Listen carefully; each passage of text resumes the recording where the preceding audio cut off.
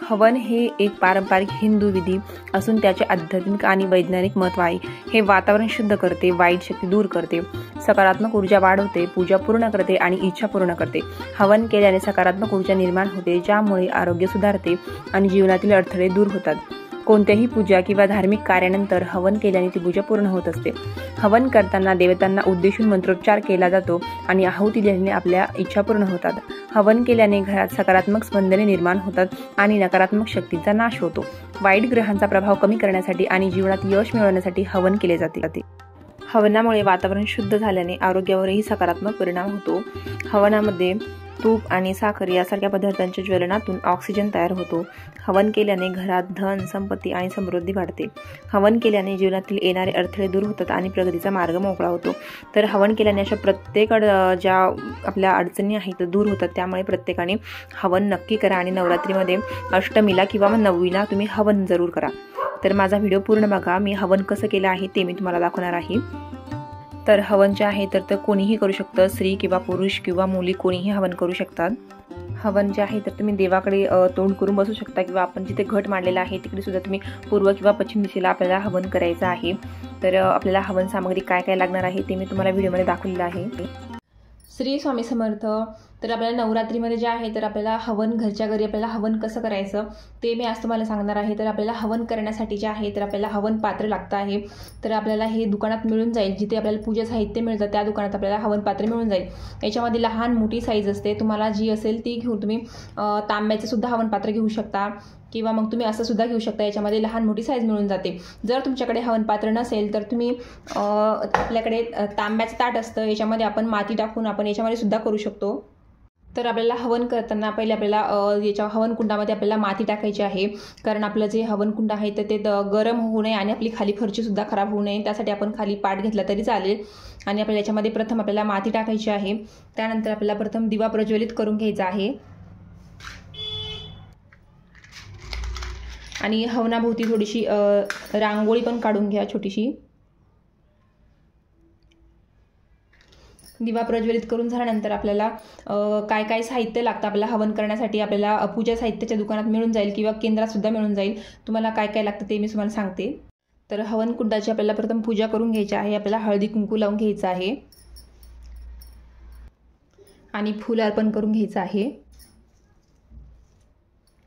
आणि आपल्याला हवन कुंडामध्ये टाकण्यासाठी आपल्याला काय काय साहित्य लागतं हे बघा, मी केंद्रामधून आणलेलं आहे। हे शेणाच्या गौऱ्या आहे आणि ह्या समिधा आहे आणि ही हवन सामग्री आहे।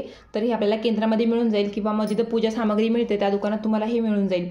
तर तुम्हाला हे शेणाच्या गौऱ्या आणि हे समिधा आणायचं आहे। तर या समिधा काय असतात की 5-6 झाडांचे जे आहेत त्याचे हे खोड असतात, आपल्याला जाळण्यासाठी दिलेले असतात हवन कुंडामध्ये टाकण्यासाठी। जसं की रुई, पिंपळ, खैर, आघाडा, औदुंबर, सौंदड हे अशा प्रकारचे जे आहेत आपल्याला हवन कुंडामध्ये टाकण्यासाठी दिलेले आहे। तर गौऱ्याचे आहे तर आपल्याला असे तुकडे करून त्याच्यात ठेवायचे आहे आणि आपल्याला हवन पेटवायचं आहे। तर आपल्याला जे दिलेले आहे समिधा त्या आपण थोड्या थोड्या प्रमाणात आपल्याला ठेवायचे आहे।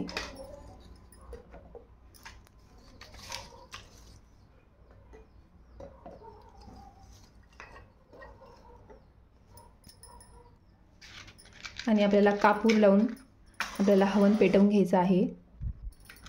आणि आपल्याला जी हवन सामग्री आहे त्याच्यामध्ये काय काय आहे, गुलाब, नागरमोथा, कपूर, सुगंध, कुकिला, हऊबेर, छबिला, लवंग, काळे तीळ, गुगोळ, देवधारू, याच्यामध्ये अशा अनेक प्रकारचे जे आहेत आपल्याला वनस्पती दिलेल्या आहेत आपल्याला ह्या टाकायच्या आहे हवन करताना।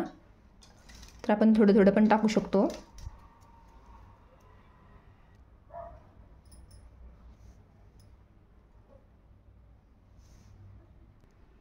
आणि आपल्याला हवनामध्ये टाकण्यासाठी आपल्याला काय काय साहित्य लागणार आहे, आपल्याला गाईचं तूप लागणार आहे, तांदळाची खीर लागणार आहे, पांढरे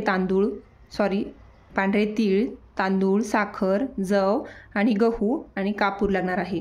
तर आपल्याला हवन कुंडामध्ये टाकण्यासाठी आपल्याला खीर थोडीशी घट्ट करायची आहे, कारण आपलं हवन विझून जाऊ नये म्हणून आपला होम। आणि आपल्याला गाईचेच तूप घ्यायचे आहे आणि तुम्हाला हवन चांगलं पेटू द्यायचं आहे म्हणजे विस्तव पडेल। आणि जे आपण घेतलेलं आहे तांदूळ, पांढरे तीळ, साखर हे सगळं आपल्याला एकत्र करून घ्यायचं आहे हवनात टाकण्यासाठी। आणि आपल्याला स्वाहाकार करायचा आहे। सर्वप्रथम आपल्याला गणपती बाप्पाचं नामस्मरण करायचं आहे.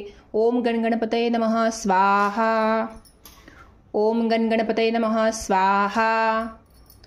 ओम गणगणपतये नमः स्वाहा. आपल्याला स्वाहा म्हटल्यावरच आपल्याला आहुती द्यायची आहे. आपण खिरीचा पण आहे तो आपण शेवटला सुद्धा देऊ शकतो, कारण आपण खिरीमुळे आपल्याला होम विजू शकतो. ओम गणगणपतये नमः स्वाहा. ओम गणगणपतये नमः स्वाहा. तर आपण 11 वेळेला गणपतीचं नामस्मरण करू शकतो किंवा 108 वेळेला सुद्धा तुम्ही गणपतीचा मंत्र म्हणू शकता. आणि आपल्याला कापूर टाकत राहायचं आहे, कारण कापूर टाकल्याने आपला होम पेटत राहील.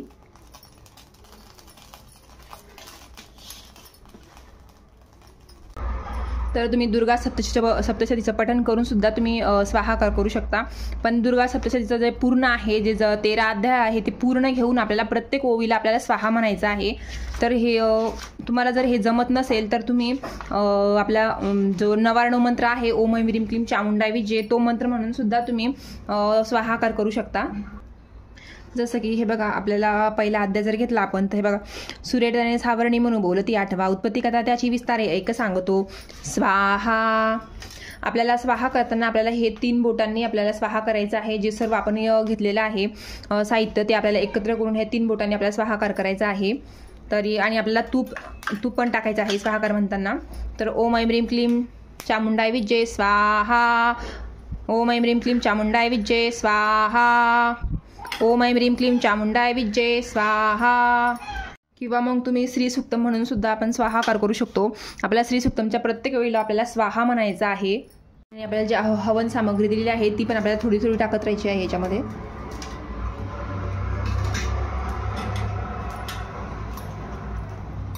ओम ऐं ह्रीं क्लीं चामुंडाय विद्ये स्वाहा.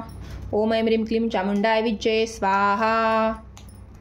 आपल्याला स्वाहा करताना आपल्याला मोठ्याने म्हणायचं आहे, कारण स्वाहा म्हणताना आपल्याला आई भगवती आपल्याला जे तोंड उघडत असते, आपलं नैवेद्य ग्रहण करत असते, त्यामुळे आपल्याला स्वाहा म्हणताना आपला मोठा आवाज करायचा आहे. ओम ऐं ह्रीं क्लीं चामुंडाय विद्ये स्वाहा. ओम ऐं ह्रीं क्लीं चामुंडाय विद्ये स्वाहा. आपण नवारणव मंत्र जो आहे तो तुम्ही 108 वेळेला म्हणा, किंवा मग श्री सुक्तमवर जर तुम्ही स्वाहाकार करणार असाल तर श्री सुक्तम तुम्ही 1 वेळेला म्हणा, किंवा मग 16 वेळेला म्हटलं तरी काही हरकत नाही. किंवा मग तुम्ही सप्तशती पाठ म्हणून सुद्धा तुम्ही होम करू शकतात. आणि आपल्याला कापूर टाकत राहायचा आहे. आणि खिरीचा जो नैवेद्य आहे तो तुम्ही शेवटला पण टाकू शकता, कारण खिरीमुळे थोडंसं आपलं होम जो आहे तो विजू शकतो. ओम ऐं ह्रीं क्लीं चामुंडाय विद्ये स्वाहा. ओम ऐं ह्रीं क्लीं चामुंडाय विद्ये स्वाहा. आपल्याला स्वाहा म्हणतानाच आपल्याला जे आपण साहित्य केलेलं आहे, खीर तूप वगैरे, स्वाहा म्हणतानाच आपल्याला टाकायचं आहे, तसं टाकायचं नाही आहे. ओम ऐं ह्रीं क्लीं चामुंडाय विद्ये स्वाहा. ओम ऐं ह्रीं क्लीं चामुंडाय विद्ये स्वाहा. तुम्ही दुर्गा सप्तशतीचे 14 पाठ करू शकता, किंवा 7 करू शकता, किंवा 5 करू शकता, 9 करू शकता. जर तुम्हाला शक्य असेल तर तुम्ही 14 पाठ करा. आणि 14 पाठ झाल्यानंतर जे आहे तर तुम्ही अष्टमीला होम करा. आणि किंवा अष्टमीला जर नसेल जमत तर 9वीला करा. अष्टमीला किंवा 9वीला तुम्हाला हवन करायचं आहे.